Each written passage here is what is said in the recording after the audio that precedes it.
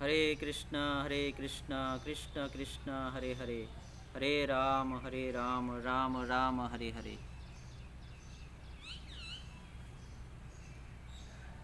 ओम अज्ञानतिमिरन्धस्य ज्ञानाञ्जनशलाकया चक्षुरुन्मिलितं येन तस्मै श्रीगुरवे नमः। श्रीचैतन्यमनोभीष्टं स्थापितं येन भूतले स्वयं रूप कदा मह्यं ददाति स्वपदान्तिकं। वन्देऽहं श्रीगुरु श्रीयुतपदकमलं श्रीगुरून् वैष्णवांश्च श्रीरूपं साग्रजातं सहगण रघुनाथान्वितं तं सजीवं साद्वैतं सावधूतं परिजनसहितं कृष्णचैतन्यदेवं श्रीराधाकृष्णपादान् सहगण ललिता श्रीविशाखान्वितांश्च। नमो विष्णुपादाय कृष्णप्रेष्ठाय भूतले श्रीमते भक्तिवेदांत स्वामिनिति नामिने। नमस्ते सरस्वते देवे गौरवाणी प्रचारिणे निर्विशेष शून्यवादी पाश्चात्य सतारिणे।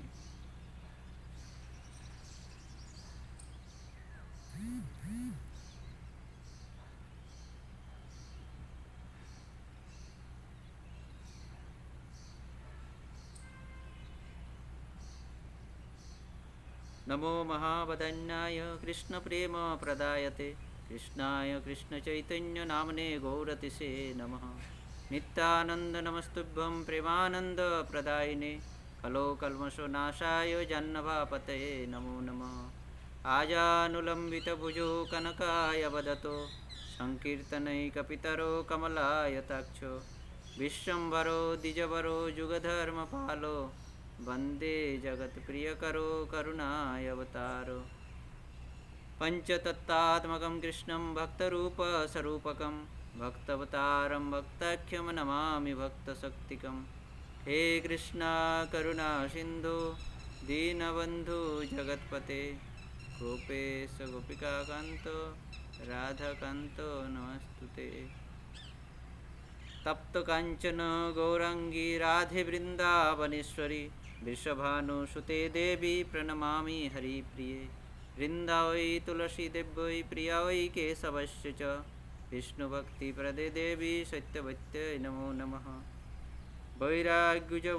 वैराग्यजुगभक्तिरसं प्रयत्नै पाययन् मामन्नभीप्सुमन्धं कृपां बुधिर्ज परदुःखदुःखी सनातनं त्वं प्रभुमाश्रयामि। पञ्चाकल्पतरुभ्यश्च कृपासिन्धुभ्यैव च पतितानां पावनेभ्यो वैष्णवेभ्यो नमो नमः। जय श्रीकृष्ण चैतन्य प्रभु नित्यानंद श्री अद्वैत गदाधर शिवासादि गौरभक्तवृंद। हरे कृष्ण कृष्ण कृष्ण हरे हरे, हरे राम राम राम हरे हरे। नमो विष्णुपादाय कृष्णप्रेष्ठाय भूतले श्रीमते गोपाल कृष्ण गोस्वामिनीति नामिने। प्रभुपादस्य साहित्यं च प्रकाश्य पितर्जुज प्रचारं कृतवान् सदगुरुपादाय नमः। हरे कृष्ण। तो हमारा सनातन गोस्वामी पाद हम लोग सनातन गोस्वामी पाद के बारे में श्रवण कर रहे हैं। सनातन गोस्वामी पाद की मदन मोहन प्राप्ति के बारे में हम लोग श्रवण करेंगे।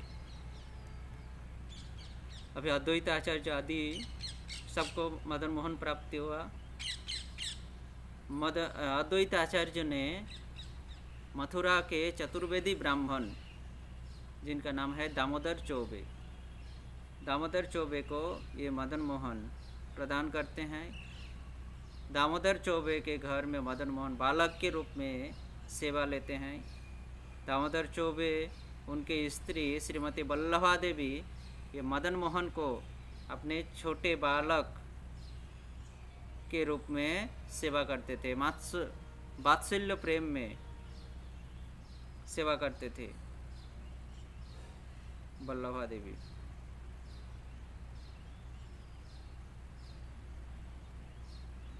तो इस वल्लभा देवी दामोदर चौबे के घर में जो ये बालक के रूप में मदन मोहन सेवा ले रहे थे वो किस प्रकार से यहाँ आए। अद्वैत आचार्य जी यहाँ प्रदान किए थे। कल हम लोग श्रवण किए हैं कि किस प्रकार से दामोदर चौबे के घर में आए। आज हम लोग देखेंगे कि दामोदर चौबे के घर से सनातन गोस्वामी पाद को किस प्रकार से यह मदन गोपाल, यह मदन मोहन प्राप्त होता है, किस प्रकार से सनातन गोस्वामी पाद मथुरा से वृंदावन लेके आते हैं मदन गोपाल को और वहाँ अपना सेवा, उनका सेवा प्रकाश करते हैं। तो इसका वर्णन 2 ग्रंथों में मिलता है, एक भक्तमाल ग्रंथ और दूसरा सप्त गोस्वामी ग्रंथ। दोनों में वर्णन है सनातन गोस्वामी पाद दामोदर चौबे के घर से मदन मोहन को प्राप्त किए थे, परंतु दोनों का प्राप्ति, दोनों ग्रंथों में प्राप्ति का जो वर्णन है वो अलग अलग है। सर्वप्रथम हम लोग भक्तिमाल ग्रंथ के अनुसार सनातन गोस्वामी के मदन मोहन प्राप्ति का श्रवण करेंगे, मदन मोहन प्राप्ति को। तो इस प्रकार कहा जाता है, पूर्व में वर्णन है कि पूर्व में वृंदावन में कोई बस्ती नहीं थी। बस्ती यानी कोई लोग वहाँ पर नहीं रहते थे, कोई गृह आदि वहाँ नहीं था, कोई बस्ती नहीं थी। वहाँ जंगल और जंगल ही था, भरा हुआ था जंगल से वृंदावन। आज के जैसे बड़े बड़े घर, बिल्डिंग, फ्लैट आदि नहीं था उस समय, जंगल ही जंगल था। सनातन गोस्वामी पाद जब वृंदावन में रहते थे उस समय, तो सनातन गोस्वामी पाद माधुकरी करके जीवन अतिवाहित करते थे, माधुकरी भिक्षा करके। तो सनातन गोस्वामी को हर रोज भिक्षा करने के लिए, माधुकरी करने के लिए वृंदावन से मथुरा जाना पड़ता था, क्योंकि वृंदावन में कोई व्यक्ति नहीं रहते थे, कोई बस्ती नहीं था। इसलिए सनातन गोस्वामी पाद माधुकरी करने के लिए वृंदावन से जाते थे मथुरा, और वहाँ से माधुकरी करके जो भी मिलता था उसी से अपना पेट चला लेते थे, अपना जीवन निर्वाह कर लेते थे। तो एक दिन वृंदावन से सनातन गोस्वामी पाद माधुकरी करने के लिए मथुरा गए और इस दामोदर चौबे के घर में प्रवेश करते हैं माधुकरी करने के लिए, भिक्षा करने के लिए। और वहाँ पर मदन मोहन को देखकर, मदन मोहन के रूप और लावण्य से वे मोहित हो गए सनातन गोस्वामी पाद। और तब से श्रील सनातन गोस्वामी पाद मदन मोहन को दर्शन करके हर रोज, पहले मदन मोहन को दर्शन करते थे, फिर माधुकरी करके वृंदावन लौट आते थे। यह उनका हर रोज का काम था, इस प्रकार का रूटीन था उनका। पहले माधुकरी वृंदावन से जाते थे, मदन मोहन को दर्शन करते थे, फिर वह मथुरा में माधुकरी करके वृंदावन लौट आते थे। यह हर रोज का नियम था। तो यहाँ पर दामोदर चौबे की स्त्री, जिनके नाम श्रीमती वल्लभा देवी है, श्रीमती वल्लभा देवी गोपाल, ये मदन मोहन की सेवा वात्सल्य भाव से करती थी, वात्सल्य स्नेह से। अपने बालकों को वो जिस प्रकार से जिस प्रकार से लालन पालन करती थी, सेवा करती थी, ठीक मदन मोहन की सेवा भी वो उसी प्रकार करती थी। वल्लभा देवी जो मदन मोहन की सेवा करती थी, उनका कोई आचार विचार नहीं था, उनका कोई समय का ठीक नहीं था। तो सनातन गोस्वामी पाद इस दृश्य को देखकर उनको बहुत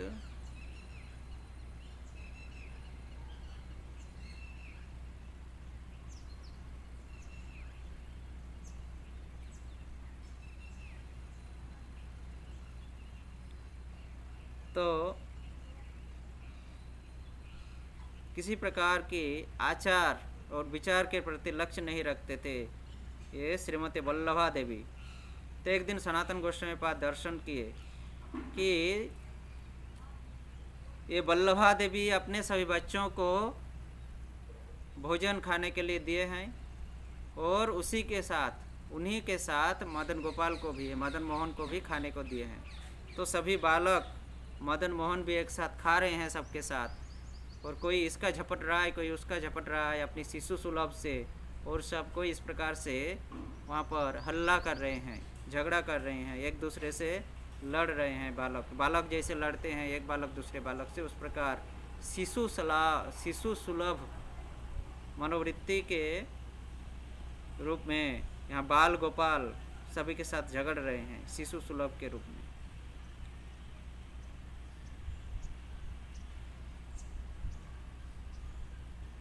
तो सनातन गोस्वामी पहले तो यह देखकर कहे थे वल्लभा देवी को कि आप इनकी सेवा के प्रति थोड़ा ध्यान दो, थोड़ा आचार विचार रखो, थोड़ा समय दो इनकी सेवा में। स्वयं भगवान है, परम पुरुषोत्तम है। परंतु सनातन गोस्वामी की इस बात को रख नहीं पाई थी वल्लभा देवी, वात्सल्यता के कारण, अपने वात्सल्य प्रेम के कारण इस आचार विचार को नहीं पालन कर पाई थी। इसलिए दूसरे दिन जब मदन मोहन को देखे सनातन गोस्वामी पाद कि सभी बालक के साथ खा रहे हैं, लड़ाई कर रहे हैं, झगड़ा कर रहे हैं शिशु सुलभ के रूप में, तब उन्होंने विनम्र से, तब वो सनातन गोस्वामी पाद जो कहे थे पहले दामोदर चौबे की स्त्री को कि आप इनकी सेवा में थोड़ा आचार विचार रखो, थोड़ा समय दिया करो, ये भगवान है,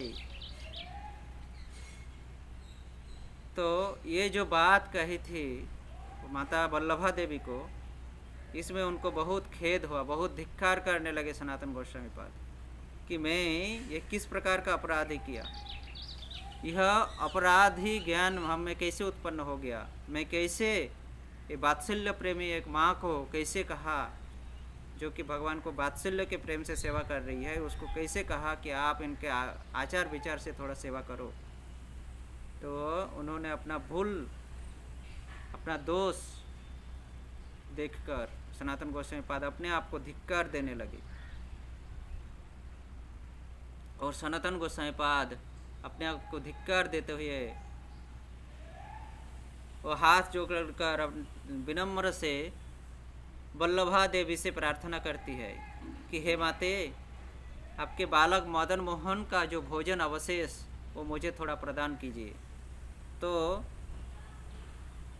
ये दामोदर चौबे की स्त्री श्रीमती वल्लभा देवी अत्यंत आनंद के साथ वो गोपाल के जो भोजन अवशेष थे वो लाकर सनातन गोस्वामी पाद को देते हैं। सनातन गोस्वामी पाद इस प्रसाद को पाकर, भगवान के इस भोजन अवशेष को पाकर अत्यंत आनंदित होते हैं, प्रेम में विभोर हो जाते हैं, और फिर वह सनातन गोस्वामी पाद अत्यंत प्रसन्न होकर वहाँ से माधुकरी करके वृंदावन लौट जाते हैं अपने भजन कुटीर में।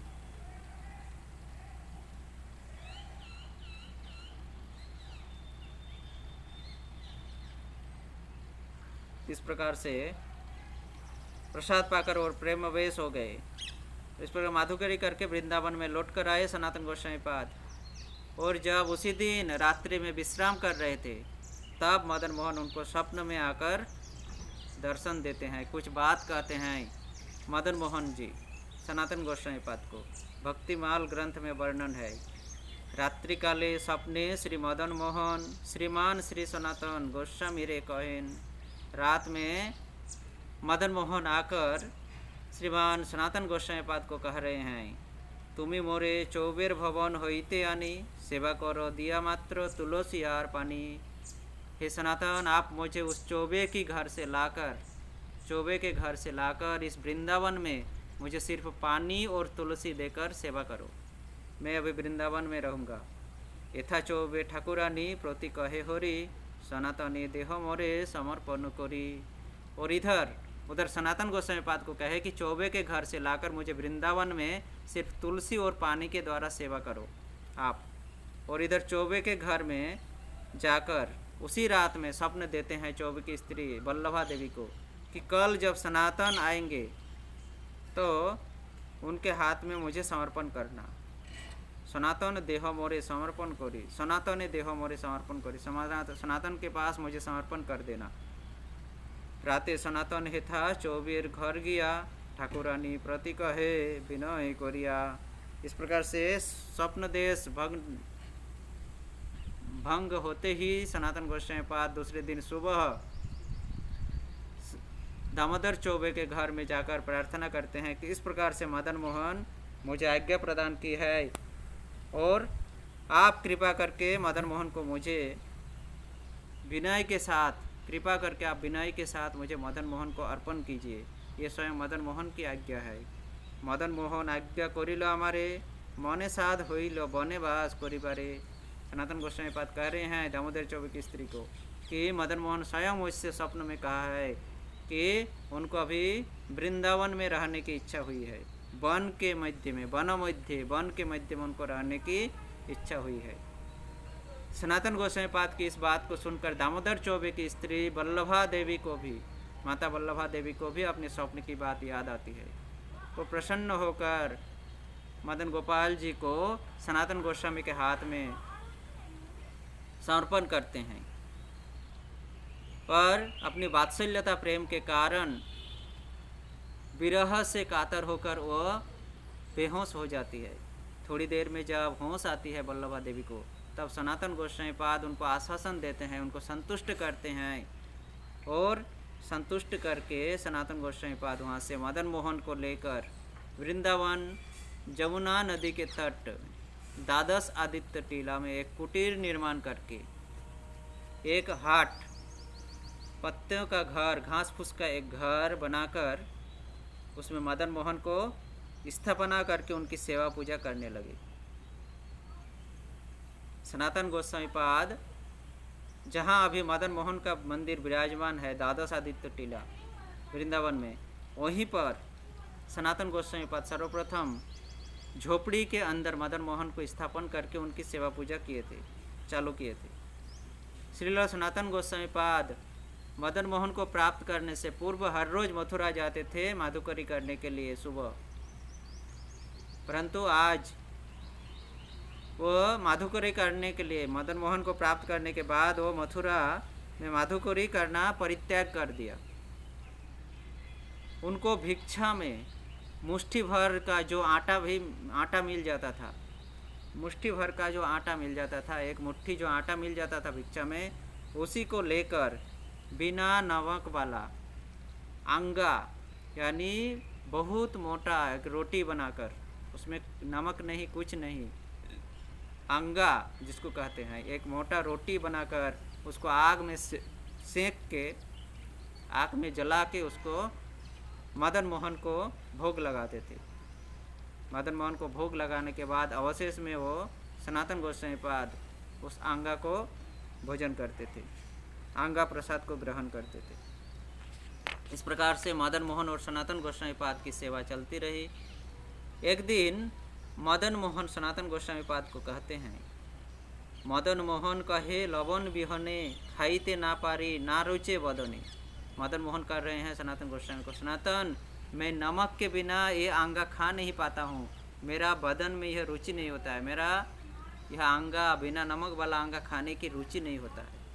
सनातन कहे यदि खाईते नारिबो नित्य लवण तबे मुई कोथा पाबो, अगर तुम खा नहीं पाओगे इस अंगा को तो मैं हर रोज़ तुम्हारे लिए लवण कहाँ से लाऊंगा, कहाँ मुझे मिलेगा हर रोज़ लवण।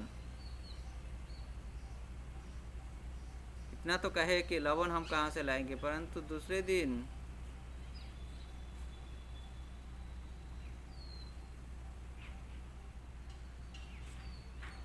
इस प्रकार मदन मोहन कहे कि थोड़ा सा नमक तो दिया करो, मुझे रुचि नहीं होता है खाने में।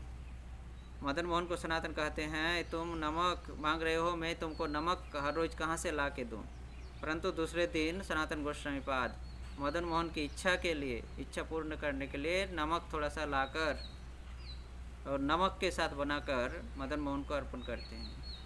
मदन मोहन दूसरे दिन भी मदन मोहन को अंगा नमक के साथ अभी अंगा निवेदन किए। फिर मदन मोहन दूसरे दिन कहने लगे, आर दिन लवण मागिया निदिल पुनः कहे रुखा अंगा खाई ते नारिलो। दूसरे दिन सनातन गोस्वामी ने लवण ला कर दिए, नमक ला कर दिए, परंतु सनातन गोस्वामी को फिर कहने लगे, मैं यह रूखा अंगा नहीं खा सकता हूँ, यह रूखा सूखा मोटी रोटी में मुझसे नहीं खाया जा सकता है। तब सनातन गोस्वामी पाद कहने लगे, तोहे कहे घृत शर्करा कोथा पाबो विषयीर स्थाने आमी मागिते नारिबो। तब सनातन गोस्वामी पाद मदन गोपाल को कहने लगे कि आपके लिए, आप रूखा सूखा नहीं खा पाओगे इस रोटी को, तो मैं आपके लिए घी और शर्करा, घी और चीनी कहाँ से ला के दूँ। मैं किसी गृहस्थ के सामने घी और शर्करा नहीं मांग सकता हूँ। तब मदन मोहन कहते हैं, अगर मैं इसकी कुछ व्यवस्था कर दूँ तो तुमको कुछ दिक्कत है, इसमें तुमको कुछ दिक्कत है, अगर मैं इसके अगर खुद से व्यवस्था कर लूँ तो। सनातन गोस्वामी पाद कहते हैं, अगर तुम इसकी व्यवस्था कर दोगे मुझे लाकर दोगे सब कुछ तो मैं तुमको रसोई करके दूंगा, इसमें मेरा कोई दिक्कत नहीं है। तो इस प्रकार दोनों में बातचीत होता था, मदन मोहन और सनातन गोस्वामी पाद से हूबहू बात करते थे दोनों। इस प्रकार मदन मोहन कहे कि मैं अपनी व्यवस्था खुद करूंगा, इसमें तुम्हारा कोई कहने का है कुछ। सनातन गोस्वामी कहते हैं आप अगर व्यवस्था कर लोगे, सब कुछ मुझे ला के दोगे तो मैं आपको भोग बनाकर खिलाऊंगा, रसोई करके दूंगा आपको। तो इस प्रकार कुछ ही दिनों में पंजाब के एक सौदागर यानी वाणिज्यिक व्यापारी बनिक, जिनका नाम है कृष्णदास कपूर या रामदास कपूर। तो ये कृष्णदास कपूर या रामदास कपूर 11 नौका लेकर 11 नावों में अपनी विभिन्न प्रकार की सामग्रियाँ बेचने के लिए वो जमुना के ऊपर से जा रहे थे मथुरा। उनका उद्देश्य था मथुरा में जाकर इस पण्य द्रव्यों को, इस सामग्रियों को बेचेंगे मथुरा में, और इससे उनको कुछ थोड़ा मुनाफा ज़्यादा होगा इसके लिए। तो हर रोज़ उनका काम था मथुरा में सामान विक्रय करना और फिर पंजाब लौट जाना। तो इस प्रकार से पंजाब से 11 नाव लेकर कुछ पण्य द्रव्यों को, कुछ सामग्रियों को उसमें लादाकर मथुरा जा रहे थे। और ये जमुना से तैरते हुए उनकी 11 नावें जब इस वृंदावन के द्वादश आदित्य टीला के तट पर पहुँचे, जहाँ पर जमुना तट के निकट द्वादश आदित्य टीला, जहाँ पर अभी राधा मदन मोहन का पुराना मंदिर विराजमान है, उस द्वादश आदित्य टीला के निकट जमुना के तट में जब पहुंचा, तब जमुना की एक चढ़ में, एक दह में वो 11 की 11 नावें रुक गई, फंस गई वहाँ पर। तो ये कृष्णदास कपूर उनके सभी लोगों को लगाकर नाव निकालने की कोशिश की। वे लोग सब कोई थक गए, परंतु नाव वहाँ से हिली नहीं, टस की मस नहीं हुई, वहाँ से हिली नहीं थोड़ी सी। इस प्रकार से कपूर, वह सौदागर, वह वाणिज्यिक बहुत दुखी हुए और जमुना के नदी के तट में ही उस जंगल में एक जगह बैठकर अनुताप कर रहे थे। तब एक साधु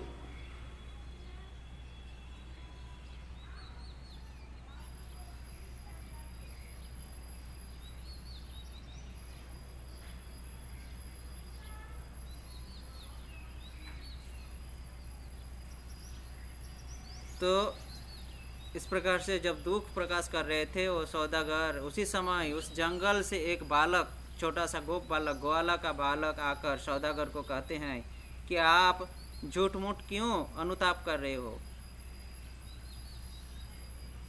क्यों इस प्रकार दुख कर रहे हो झूठ मूठ का। आप एक काम करिए, इस द्वादश आदित्य टीला में एक झोपड़ी है, वहाँ पर एक साधु बाबा रहते हैं, तो आप उस साधु बाबा के पास जाकर अपनी सारे के सारे दुख उनको बताइए, और वो जब इच्छा करेंगे, वो जब अनुमति देंगे, तभी आप इस नाव को यहाँ से मुक्त करके मथुरा ले जा सकते हैं। इसके पहले आप सैकड़ों कोशिश करेंगे, फिर भी नाव को आप यहाँ से हिला नहीं पाएंगे। इतना कहकर वह गोप शिशु, वह गोप बालक वहाँ से अंतर्धान हो जाते हैं। यह सौदागर, यह व्यापारी वहाँ से उठकर द्वादश आदित्य टीला में आते हैं और बालक के कथनानुसार वो देखते हैं वहाँ झोपड़ी में एक साधु बाबा ध्यान कर रहे हैं। तो जाकर सनातन गोस्वामी पाद कहते हैं, साधु बाबा को कहते हैं, सभी पूरी की पूरी घटना खोलकर जब बताते हैं वो सौदागर, तो ये समझ जाते हैं ये और कोई नहीं, ये स्वयं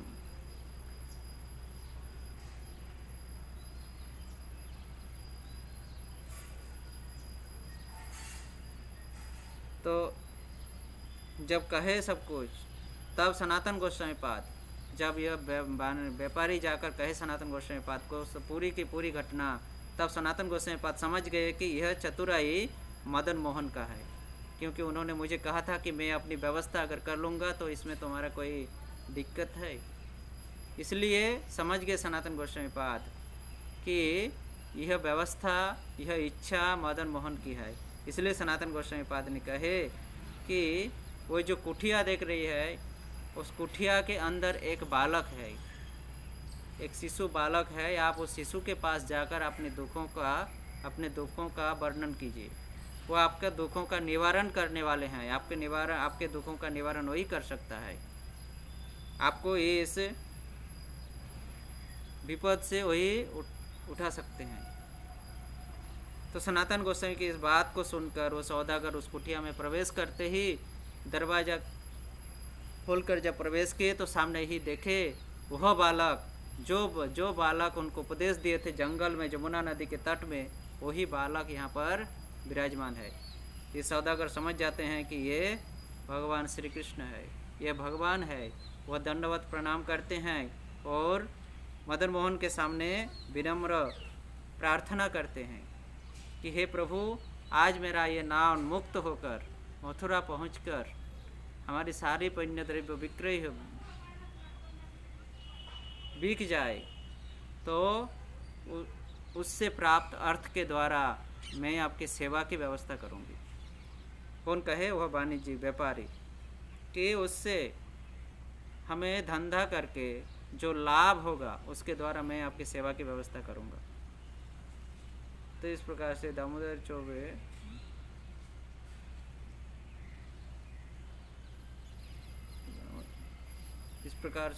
चौबे ने मदन मोहन की सेवा की व्यवस्था की थी।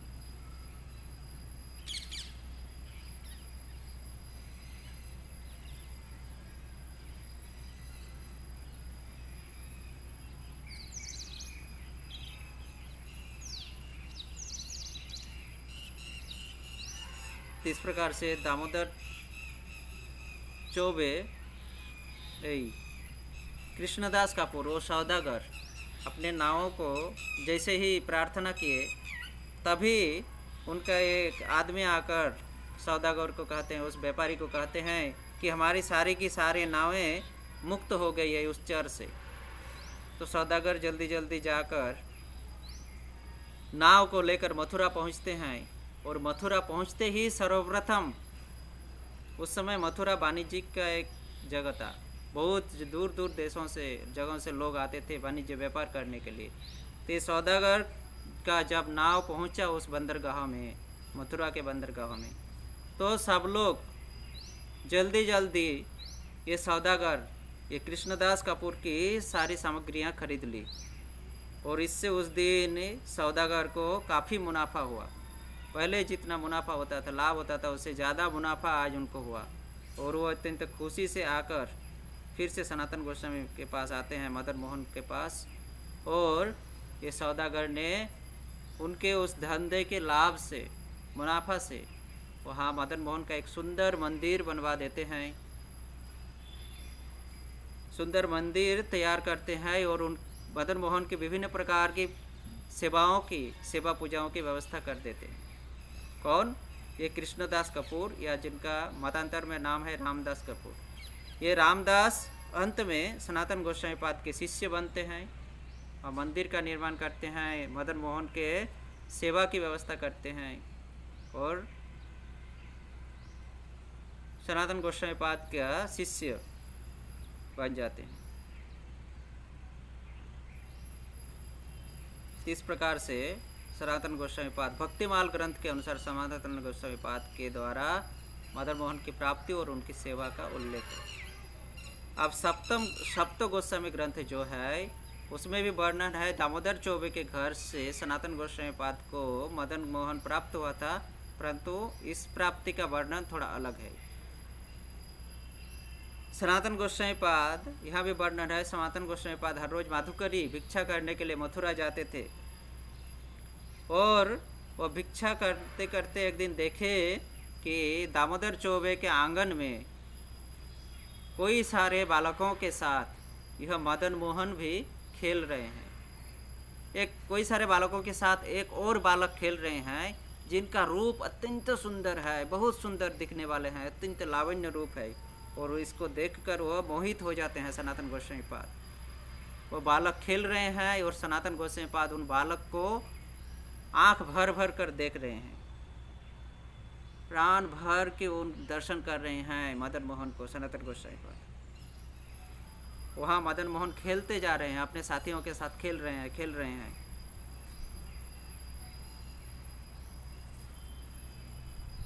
इस प्रकार मदन मोहन को दर्शन करके वो आवेश में आ जाते हैं सनातन गोस्वामी पाद। इस प्रकार मदन मोहन को वहाँ देखकर वो माधुकुरी करके मदन मोहन की चिंता करते, उस रूप की चिंता कर, उस बालक की उस रूप की चिंता करते हुए वो वृंदावन लौटते हैं, अपने भजन कुटीर में लौटकर आते हैं सनातन गोस्वामी पाद।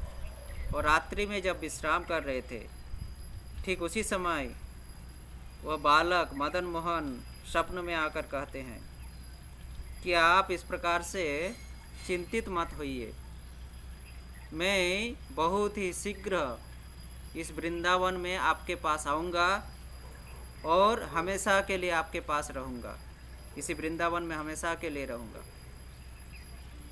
मैं अभी जिसके घर पे रहता हूँ, कल जब आप माधुकरी करने जाओगे, मैं जिसके घर पे मैं अभी हूँ,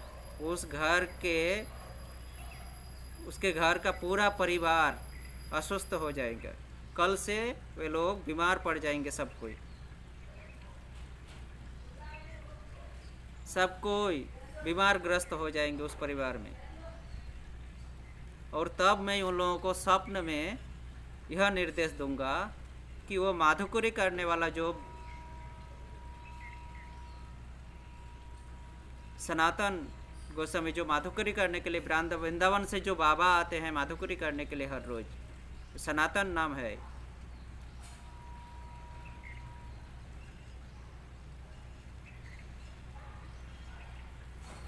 तो मैं यह सपने में कहूँगा कि आप लोग उस बाबा के निकट जाइए।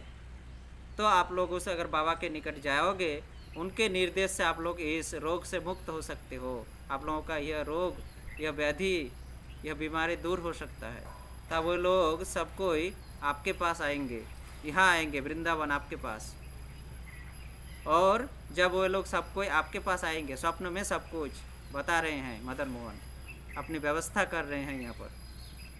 वहाँ भक्तमाल में कृष्णदास कपूर के साथ व्यवस्था किए थे, और यहाँ अपनी सेवा की व्यवस्था किस प्रकार कर रहे हैं, किस प्रकार वो वृंदावन आएंगे, मथुरा, इसकी व्यवस्था कर रहे हैं। सर्वप्रथम कहे कि वे लोग बीमार पड़ जाएंगे, जिस घर में मैं रहता हूँ पूरा का पूरा परिवार बीमार पड़ जाएंगे। तो बीमार पड़ जाएंगे तो मैं उन लोगों को स्वप्न में कहूँगा कि वृंदावन में जो बाबा आते हैं हर रोज़ माधुकरी करने के लिए, आप लोग उस बाबा के निकट जाइए, तो आप लोग इस रोग से मुक्त हो सकते हैं। तो ये लोग श्रद्धा से, अत्यंत श्रद्धान्वित होकर मेरे बातों को सुनकर वे लोग आपके पास आएंगे। और उस समय मेरी इच्छा से, मदन मोहन कह रहे हैं सनातन गोस्वामी पाद को, मेरी इच्छा से उस समय आप उन लोगों को जो कुछ भी निर्देश देंगे, वे लोग वो पालन करने के लिए तैयार रहेंगे। और इससे उन लोगों का व्याधि, उन लोगों का बीमारी ठीक हो जाएगा। और वे लोग अत्यंत श्रद्धान्वित होकर, अत्यंत भक्ति भाव के साथ, श्रद्धा के साथ आपको कुछ भेंट देने के लिए आएंगे, आपको कुछ प्रणामी देने के लिए आएंगे, डोनेशन देने के लिए आएंगे। तो उस समय आप उन लोगों के प्रणामी, उन लोगों के भेंट के स्वरूप आप उन बालकों में से कोई एक बालक को भिक्षा मांगना। आप बोलना कि आपके परिवार में बहुत सारे बालक हैं, उनमें से एक बालक आप लोग मुझे इस भेंट के रूप में दे दीजिए, मैं उस बालक का जीवन भर सेवा करूंगा। मदन मोहन कह रहे हैं कि आप इस प्रकार उन लोगों को कहना, सनातन आप इस प्रकार उन लोगों को कहना, बालक के रूप में भेंट मांगना, भेंट के रूप में बालकों को मांगना और कहना कि आप लोग भेंट के रूप में एक बालक को दीजिए और उस बालक का मैं जीवन भर सेवा करूंगा। तो ये लोग खुश हो जाएंगे, क्योंकि उन लोगों का बीमारी सही हो जाएगा, वे लोग स्वस्थ हो जाएंगे। वो लोग खुश से आपको खुद को ही निर्णय करने के लिए बोलेंगे कि उन बालकों में से कोई एक बालक को चुन लो। तो अब उस समय आपको एक दृश्य दिखाई देगा, उन सारे बालकों के बीच में सिर्फ एक ही बालक के मुख कमल के सामने एक भ्रमर गुनगुन करके गुंजन करेगा, घूमेगा भ्रमर एक ही बालक के मुंह के सामने। तब आप उसी बालक को निर्णय करना और वह बालक मैं ही रहूँगा। मदन मोहन कह रहे हैं आपको खुद को निर्णय करने के लिए कहेंगे वे लोग कि किस बालक को चाहिए, आप पसंद कर लीजिए। तो उस समय आपको एक दृश्य दिखाई देगा, आपको बार बार एक भ्रमर आकर एक बालक के मुंह के सामने घूमते हुए दिखाई देगा। एक ही बालक के मुंह के सामने घूमेगा वो भ्रमर,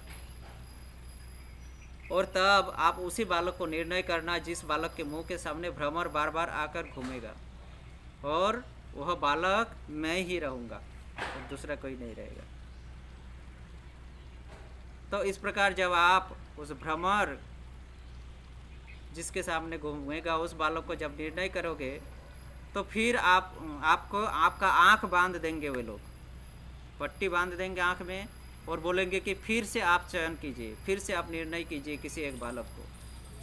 तो आप उस समय आपकी आंखें बांधी रहेगी, आप देख नहीं पाओगे, परंतु अनुमान से उस भ्रमर की गुनगुन आवाज़ के अनुमान लगाकर फिर से मुझे ही निर्णय करना।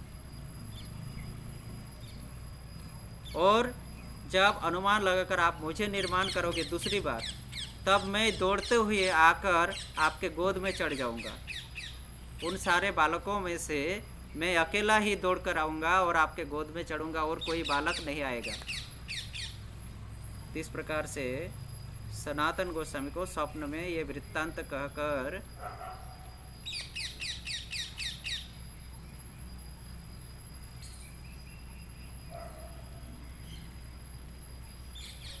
वो बालक अंतर्धान हो जाते हैं सनातन गोस्वामी पाद के पास से। और फिर वो बालक जाकर इन दामोदर चौबे के परिवार में जाकर दामोदर चौबे की स्त्री को बल्लभा देवी को स्वप्न में दर्शन देकर कहते हैं ये लोग बीमार है, सुबह उठ नहीं पा रहे हैं, ये लोग सोच रहे हैं कि आज किस प्रकार से बालकों की सेवा करूं। वात्सल्य प्रेम में है बल्लभा देवी। तब बल्लभा देवी को स्वप्न में मदन मोहन दर्शन देकर कहती है कि आप वृंदावन के उस बाबा के पास जाइए जो हर रोज़ माधुकरी करने के लिए मथुरा आते हैं। आप उसके पास जाएंगे तो आप लोग सब सही हो जाएंगे, उनके निर्देश को पालन करेंगे तो आप लोग सही हो जाएंगे। इसके बाद ये लोग जो जो घटना बताए स्वप्न में, इसके पहले जो हम लोग सुने सनातन गोस्वामी पाद के स्वप्न में मदन मोहन क्या क्या कहे, ठीक उसी प्रकार की घटना हुई। इस प्रकार से सनातन गोस्वामी पाद मदन मोहन को वहाँ ग्रहण करते हैं। चतुराई से मदन मोहन इस प्रकार सनातन गोस्वामी पाद के पास आ जाते हैं और सनातन गोस्वामी पाद मदन मोहन को वहाँ से लेकर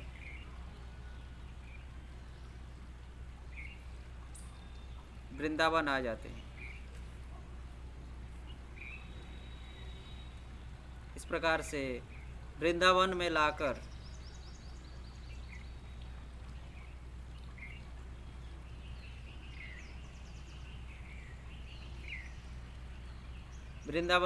सनातन गोस्वामी पाद मदन मोहन को वृंदावन में लाकर वहाँ सेवा पूजा की व्यवस्था करते हैं, स्थापना करके सेवा पूजा की व्यवस्था करते हैं।